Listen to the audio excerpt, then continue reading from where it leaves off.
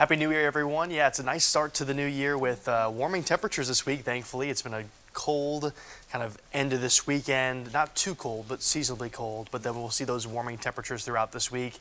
Highs will be close to 70 degrees this week. In typical North Carolina fashion, we're going back and forth way too often. Yeah. Of course, the 60s we see in the wintertime every so often, but 70s, not so much. Yeah, and I mean, we're recording this on Sunday, January 4th. Yesterday, January 3rd, it was cold and rainy, and I was thinking to myself, I can't wait for that temperature roller coaster that has, y'all have been talking about for the past few days. Yeah, the uptrend is definitely going to be favorable for folks that do not like the cold because it's, again, cold, cloudy, rainy yesterday. It's still seasonably cold today. But then we finally get back to the 60s by Tuesday. And I want to talk about the temperature change, just kind of look at the overall change across the U.S. Start with Monday afternoon. You can see those areas in red and pink back to the west, back towards Seattle, Denver, Albuquerque. That's the temperatures that are already climbing. The reds and pinks indicate big temperature increases, and we can kind of see all the way through Tuesday and Wednesday the reds and pinks start to overspread across much of the eastern U.S., the Midwest, upper Midwest, through the Great Lakes region. This is going to be a big shift from the pattern we've had over the past week or so. We've had some brief periods of time where we got to the 60s, but having multiple days in the 60s and then a couple of days where we'll be close to 70, not as common. So it is going to be much, much warmer this week. I actually looked at the high for Sunday when we're recording this today, and Denver was going to hit close to 70 degrees on Sunday. So I was looking at the forecast for the Broncos game just to like check out and see what it was going to be like. And yeah, they're already seeing the warmer temperatures there. They're going to gradually shift east as this pattern overall shifts east over the next week. So are you a fan of the warm-up? I'm definitely, after yesterday with just the cold and the rain, I was like, get it out of here. I like it around Christmas, around like the holiday stuff, but I feel like now that, the Christmas season is over, we've done New Year's, I'm over it. Even though I know that, Chris Michaels was talking about this, we still could potentially see snowfall. We get that in January. Right, exactly. We have a good chance to still see some sort of snow through the rest of this month and into February and maybe March even. Of course, that chance will gradually drop, especially with next week it being so warm. It cuts back on our time we could potentially get snow, but there's still a chance we could see snow. And I'll talk about the pattern into next week as well, because we will see a change not only this week, but also next week in our overall pattern. And I think we'll be closer to normal again next week, so back to the cold. But first, we'll talk about the upper level pattern this week. Of course, the trough will move out. That brought us the cold air for the end of the weekend on Sunday. And then Monday, seasonable. But then by Tuesday into Wednesday, we are in kind of a zonal flow, but you can see the ridge back to the west starting to develop. That's the yellowish orangish color you're seeing to the south. So those higher heights that are allowing for warmer temperatures to slowly work their way into the southern U.S. And then as that ridge builds and pushes east into the end of this week, now you're seeing that upside down U shape we typically see with these ridge patterns building, the deep oranges indicating higher heights. That promotes high pressure, drier conditions overall, and then warming temperatures. And that's through Friday. And so that's why we're seeing Friday as likely our warmest day at around 70. So again, if you are not a fan of the cold, we have improved weather on the way. Tonight, we got to deal with some cold first, though. So folks stepping out the door tomorrow morning. I know we have some folks maybe heading back to school tomorrow as well. I'm sure parents are happy. Yes, I'm sure. And unfortunately, we'll have to deal with some cold weather to start the week. We're going to be at 30 in Raleigh, 32 in Clinton, 27 in South Hill.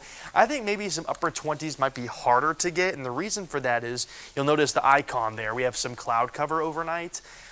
Despite having a lot of sunshine on Sunday, we'll have a brief period of time where we have some building clouds overnight into Monday morning, and so that could promote less cooling during the overnight hours. We actually, since we had clearer skies than expected last night, we ended up getting into the 20s for many spots this morning. When we're recording this on Sunday morning, I don't think we'll be quite as cold into Monday morning because we have a bit more cloud cover. But it's still going to be cold regardless. Make sure to have a coat. But to start this week, the good news is for kids heading back to school, maybe you're heading back to work this week as well, maybe took the week off for the New Year's holiday. High pressure is going to be firm in place, and that's going to make us seasonably cool to start the week, and we'll stay dry and sunny as well. It's going to be really, really pretty for the rest of Sunday and into Monday. Now by Tuesday is when we start to see the change. I mentioned that upper level ridge pattern building in. Tuesday we're already at 66. Wednesday we're at 69, 66 on Thursday. And the reason why we have a slight drop in our temperature is we have a front that pushes south. That brings us slightly cooler air, but the front ends up stalling just south of the area. So because of that stalls, it's going to allow the cool air to kind of sink for a second, but then we don't really get a bunch of cooling. Usually when the front dives all the way south, we get that deep cold air mass that moves in and we have a big drop in our temperatures.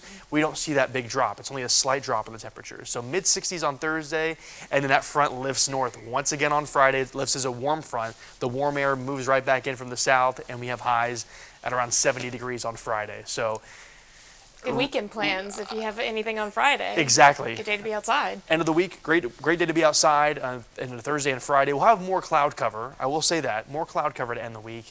But rain chances don't really pick up until the end of the week. It looks like Saturday will be our next best chance for rain, with mainly just some scattered showers. Models have been back and forth about how much rain we could see, but I'm just expecting some scattered showers to end the week. So Saturday, watch out for that. I don't think it's going to be as cold and rainy as we saw last time, but it's still we still could see some scattered showers. So starting Tuesday, we'll see temperatures between 65 and 70 degrees. And to kind of give you some perspective, it's going to be feeling more like springtime because of that change in temperature. And so that's the normal high we typically see in late March and early April. So again, great time to get outside, enjoy going to the park, doing a lot of walking, any outdoor activities. It's going to feel a lot more pleasant. I mean, this is going to feel nice. Yeah, and especially, a lot of people have New Year's resolutions, right? And right. For a lot of folks, myself included, it's, get outside more, exercise more. And so what a great opportunity if you want to start running. Now's your chance to do it because it's not going to be super cold outside. Right. I mean, this is like the perfect temperature where you don't have like mosquitoes trying to get out, but it's like that perfect cool where you don't have to wear a thick jacket when you're out walking. You can honestly go shorts and maybe a light long sleeve shirt just in case there's a breeze, and it'll feel super, super comfortable. So enjoy it. It's going to be a really nice, really Tuesday through, I would say, Friday. Saturday is kind of iffy because that's when we have that chance for rain, but the timing could push back to later in the day. And if it pushes back later in the day, that means Saturday could be pretty great as well. But we will see a change in our pattern once again into next week. So this is looking at January 11th through the 17th. It's our outlook for 8 to 14 days. And the above average temperatures shift out of the area. Now, areas towards Colorado, Kansas, upper Midwest through North Dakota, South Dakota, into Montana, they're still going to be much warmer than average. But for us, we're in that gray area, and that just means that temperatures will be close to normal. So I think once our next front passes, that'll be next weekend, that could bring some rain. By Monday of next week, we'll have temperatures closer to normal. So I'm talking highs in the low to mid 50s again, lows in the 20s and 30s. It's going to be very similar to what we're seeing right now, like today, on Sunday when we're recording this, and Monday even, similar to those temperatures, and then kind of stay that way for the first half of next week. So we'll be back to more of the winter feel next week if you're not a fan of the abnormal warm-up that we'll see this week. So the highest close to 70, that's going to be very, very nice. Yeah, take advantage of it if you can. Exactly. So I want to kind of shift gears, show you some viewer photos we've gotten this week because I've loved all these photos. I'll start with the moon photos because I've loved to see these. We had the full wolf moon, of course, the past couple of days, and this was from Roxborough, sent in by Debbie Weaver. And a very clear photo of the moon there. I love to see all the, I love when you get like those super high definition photos of the moon because you can see all the craters, all the details, and it's just really, really pretty sight to see. Debbie, tell us how you took that picture too. Yeah. send us your photography tips so that we can do that too. Yeah, because I'm wondering if it's like a small telescope maybe, or it might be just a really, really great camera. Right.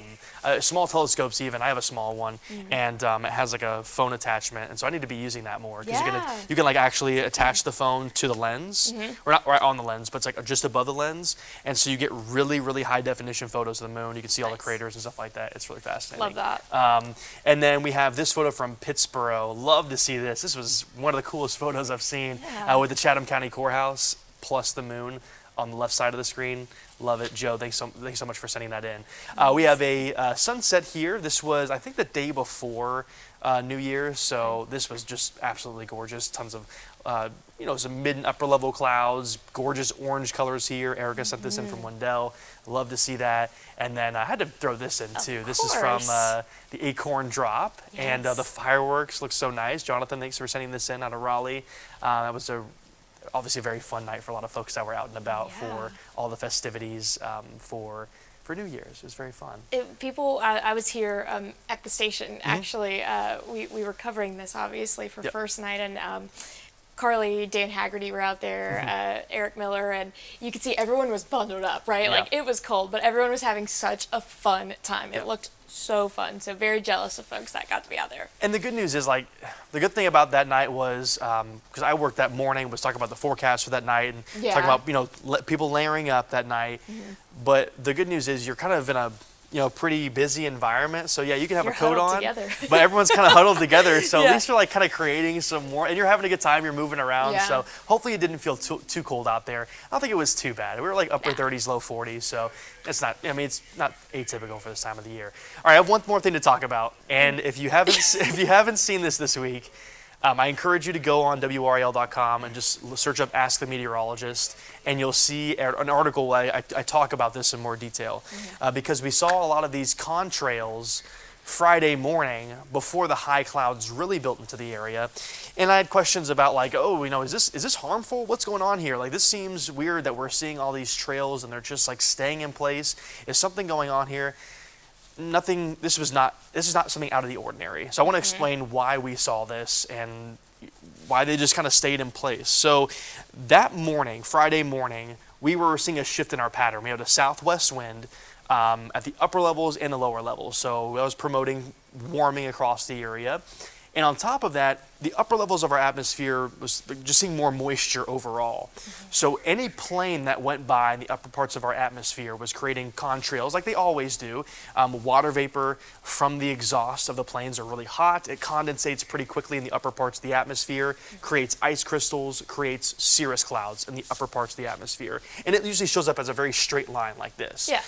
Now, when you have a lot of moisture already in place, on top of the water vapor already being added to the atmosphere by this exhaust, then you can have clouds that end up forming, staying in place, and they sometimes end up forming more clouds surrounding it. So, like, it'll just the clouds will just kind of build over that area because you're just adding water vapor to an already saturated environment, and more clouds are created. It's just the water vapor from the exhaust from those planes. Now, of course, there is some soot that is in jet fuel, and that's obviously coming out of the exhaust as well. But generally, this is just water vapor helping to create clouds, and it's ice crystals basically forming from the very, very cold temperatures reacting with the very hot exhaust coming out of the plane. So it was cool to see all these lines that just kind of stayed in place because we had all that moisture that stayed. But then once the high clouds built in around midday, then we saw, just high clouds, and you couldn't see any of these contrails anymore. But I want to clarify that. And if you want to know more about it, I kind of did a little bit of a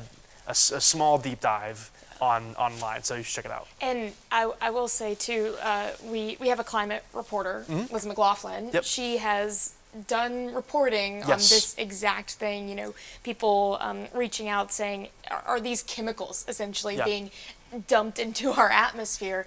She's done some extensive reporting on it as well, and it is definitely worth taking a look at. Yeah, WRAL.com has a lot of resources that we talk about climate-related topics, and then also Ask the Meteorologist segments like this one I mentioned. You can see a couple of photos on there, what we saw Friday morning, and just get some more details on it so you know what happened that day. I know you got some videos as well to share from some stuff around the country. It's been, even though it wasn't that busy weather-wise this past week, we had some cold and some warm here and there, but it was very active over other parts of the U.S. Yeah, exactly. So I think the first video that I want to show is from California. We talked about this last week, just parts of that area seeing some really extensive flooding. This is a combination of rain and high king tides, just creating some flooding nightmares. This video is taken near the San Francisco Bay. You can just see there, just a nightmare to deal with. The city of Sausalito has been pumping water for the third straight day. That's according to reporters with NBC who are there now. They're pumping 1,500 gallons per minute, and that is not enough. So there's a look at one of those pumps there. So a lot of businesses, folks impacted by that as well. Yeah, and out west, they've just had a lot of issues with these patterns setting up where they're just getting more like round and round of moisture moving in, and they're just having rain dumped on them. It happened in Washington, Oregon area, and now California has seen a couple of weeks of multiple rounds of rain and heavy rain too, leading to flooding concerns there. I saw mudslide issues there. There was a tree down from the soil just not being able to hold the tree anymore because of how much water. It's an unfortunate situation. So hopefully they can have less rain overall, and also just kind of continue to pump that water out, and they'll see conditions improve. Right. So that's the West Coast. Now when we head to the Midwest, of course, lake effect snow impacting folks around the New Year's holiday. This is near Chicago. Looks like it's close to the Navy Pier there. Wow, what a wintry scene! And of course, for folks in Chicago, this is nothing new, right? Yeah, nothing out of the ordinary here. And areas like this saw some snow and ice, and then you had areas downstream as well from the lakes where they were getting like multiple days of 4+ inches of snow. It was just remarkable how much snow they're getting. There's some of the plows out and about. Of course, they have a lot of infrastructure up north to get those roads cleared, get them salted, get folks moving and grooving after snow events. But when you have multiple rounds of snow day after day, it just makes it hard to travel in general. So hopefully they can continue to get that cleared out, because there was a lot of snow there this past week. Exactly. And then of course Florida saw some record cold temperatures during New Year's. This is some video from Cape Coral. It was apparently the coldest New Year's Eve in 25 years. Temperatures were in the 30s. My aunt is in Tampa. She lives in Tampa.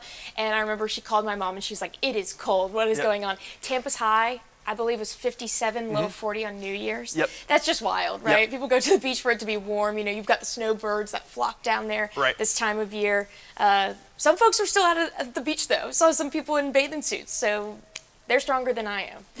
Looking at the climate stuff for this, I mean, you have the high and low there, and that is about 16 or 17 degrees below the average there. They're usually in the 70s for highs, and then lows are in the 50s. Of course, the low and high usually aren't as separated because they're right by the water, so there's less ability for those fluctuations, or the temperatures are moderated there. But it was cold there, especially for Florida standards. Yeah, so apologies. I know some of my family members went down there to visit, and apologies to y'all. Trying to escape the cold. Looks like it didn't happen. So. Yeah, anyway, just fun to see. But it's Florida, so I'm sure they'll be back in the 80s in a couple weeks. Just they'll be good. And there's always going to be folks who are not from Florida who are like 57 degrees, perfect. I'm going to still be outside and wear my shorts. Exactly. They're just happy to be away from the super cold weather up north. Exactly. But yeah, I hope you had a great New Year's Eve and New Year's Day, and of course the Christmas holiday. Hope all of that was great. We will see a change to more of a spring-like pattern this week. Highs at around 70, but it won't last super long.